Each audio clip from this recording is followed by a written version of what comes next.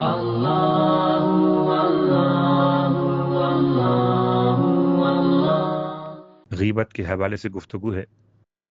سورہ مبارکہ الحجرات کی آیت میں پروردگار عالم نے صاحبان ایمان کو غیبت کرنے سے روکا ان الفاظ کے ساتھ کہ کیا آپ میں سے کوئی پسند کرتا ہے کہ اپنے مرے ہوئے بھائی کا گوشت کھائے؟ تو آپ اسے یقیناً برا سمجھتے ہیں۔ غیبت حرام ہے۔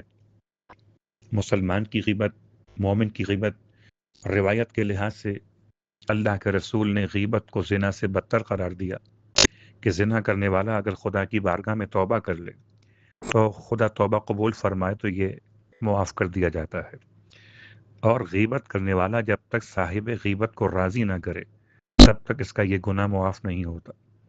ایک اور روایت تلاوت کی گئی کہ غیبت جہنم کے کتوں کی خوراک ہے۔ غیبت کے حوالے سے ذمہ داری مومن یہ ہے کہ اگر اس کے سامنے کسی دوسرے مومن کی غیبت کی جا رہی ہو اور وہ روک سکتا ہو تو اسے چاہیے کہ اسے روکے اور مومن کی مدد کرے تاکہ خدا اس کی مدد کرے۔ آخری جملہ، غیبت کفر ہے۔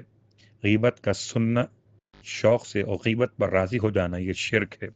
پروردگار غیبت کو یقیناً پسند نہیں کرتا بلکہ غیبت کے روکے جانے کو پسند کرتا ہے۔